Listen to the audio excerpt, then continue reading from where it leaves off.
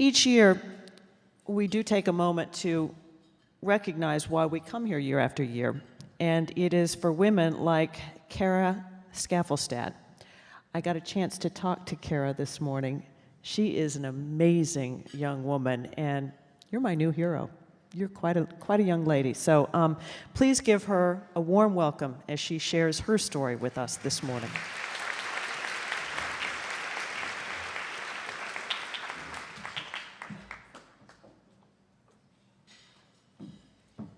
Thank you so much, Diana.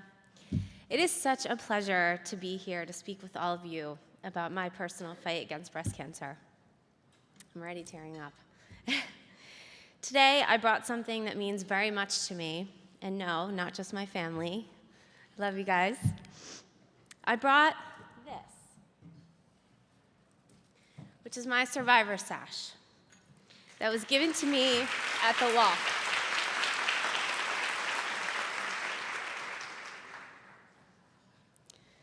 I look at this sash just about every day, and I'm so proud to say that at the age of 29 years old, I'm healthy, I'm cancer-free, and I'm a breast cancer survivor.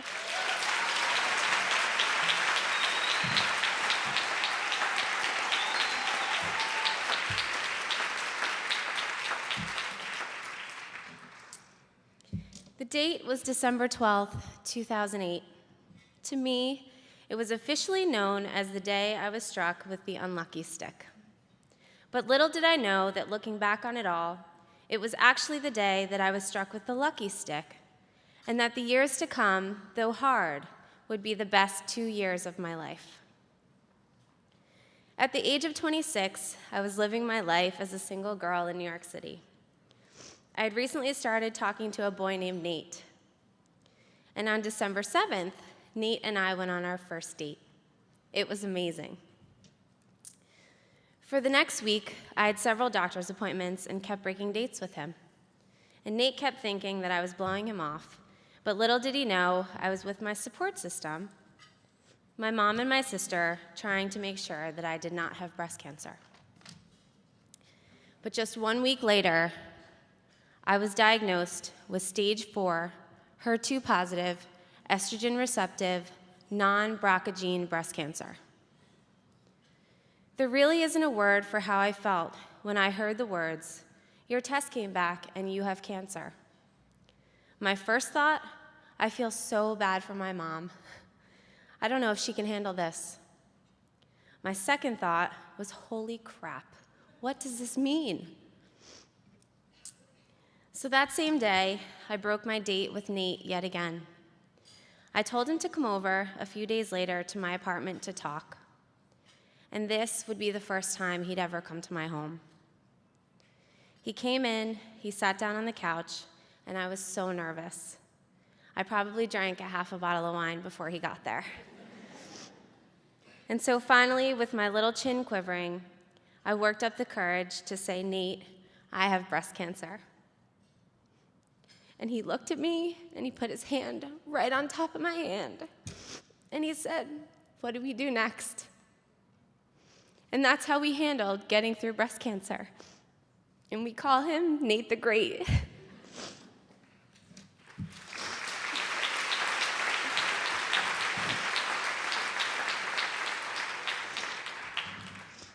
After that day, my life was completely turned around and upside down.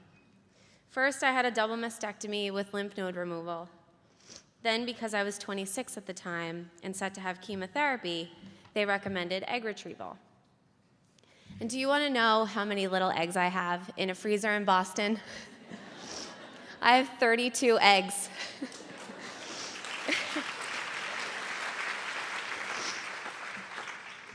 Next came 8 rounds of chemotherapy and the hair loss, the no appetite, the heavy coma-like sleeping. But who knew I had such a round head? And who knew I looked so good in a blonde wig? During chemotherapy, I had the process of getting my expanders pumped, and then came the exchange surgery where they put in my silicone implants. Next came the radiation, the horrible and uncomfortable skin effects too, and then finally the year-long Herceptin treatments. And now, 2+ years later, I'm still on tamoxifen, fighting off any cancer cells that think they want to stick around. But I'm not going to go into depth about my sad feelings through all of it, being scared, being upset, and worrying about the future. Because frankly, who wants to relive that? And besides, that's not the purpose of today. The purpose is to let you, other survivors, families, friends, loved ones, and patients themselves know that there is light at the end of that long, ugly tunnel, and that this journey will make you a completely different and better person, as long as you embrace what's about to happen and know that no matter what, you are still you. Hair, no hair. Eyelashes, no eyelashes. Boobs, no boobs. Your body is just the shell, and it's all about your insides, your mind, your heart, and your strength. So here's to you.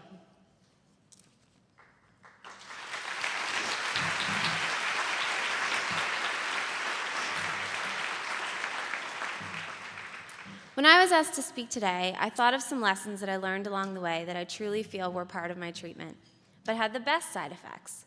Everything from finding a song that makes you feel powerful and dancing around with your mom to it, to getting dressed up to go to doctor's appointments and even wearing cute red heels and big flashy earrings, to rocking your bald head and keeping yourself feeling beautiful. But there is one lesson that is probably the most important, and that is to be matter of fact. When making decisions about your body, about your treatments and yourself, try as hard as you can to be as practical as possible.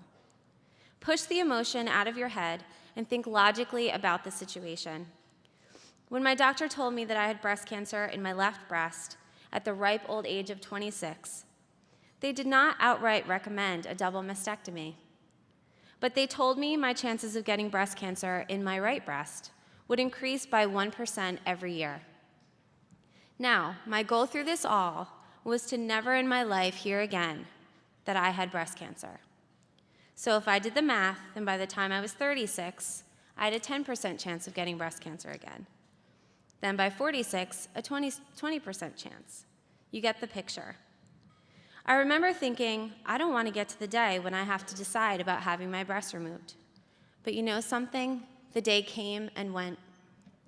I made a decision in 5 minutes. My mom and my sister were a complete wreck. The doctor walked out of the room, and I said, I'm getting a double mastectomy. You just have to remember that it's not about being vain. It's not about what's going to look good. I had beautiful, big, perky boobs. I had great cleavage. And now I would have scars. I might be flat-chested. Who knew what was up ahead? But what I did know was that I was completely focused on doing everything in my power to be cancer-free. And if that meant getting rid of my 34D cup breasts, then so be it.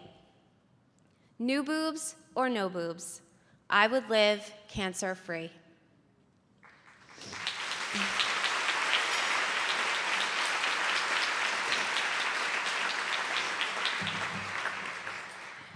Sometimes I look down or I look in the mirror and wonder how all of this happened. I touch my breasts and I feel how foreign they are. In fact, I can't even feel them from the inside, only my hand to the cold, jelly-filled breast that lives inside my body. But when I look in the mirror and I see those scars that go across my boobs, I'm so thankful they're there. Because let's face it, if the scars weren't there, I wouldn't be here sharing my experiences with you.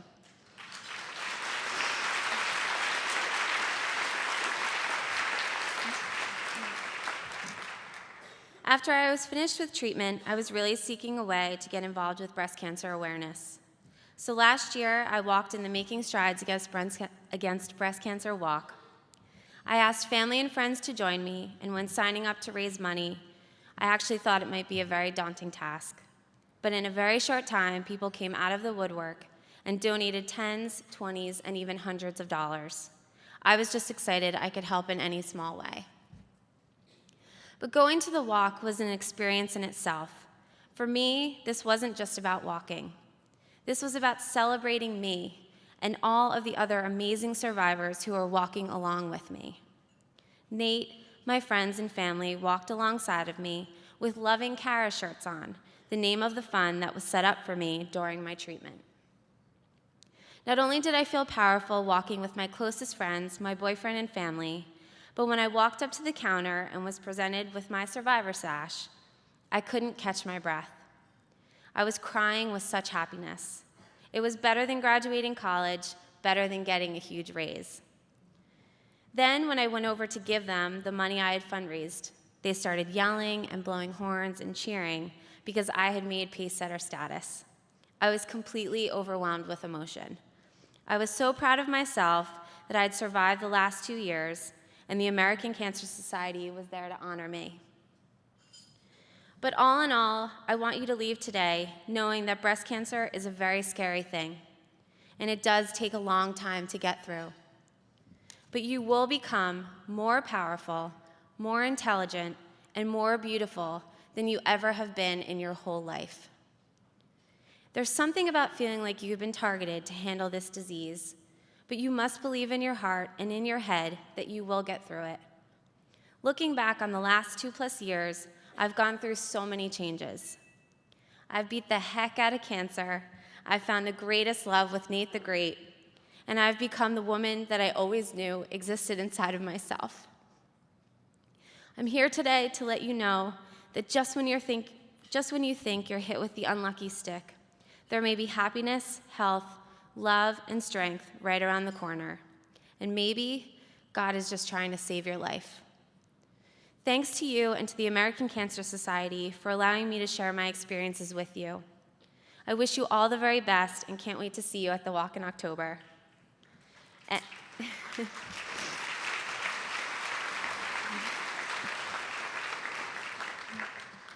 At this point, I would like to end by saluting all of my fellow survivors here and ask you all to stand with me.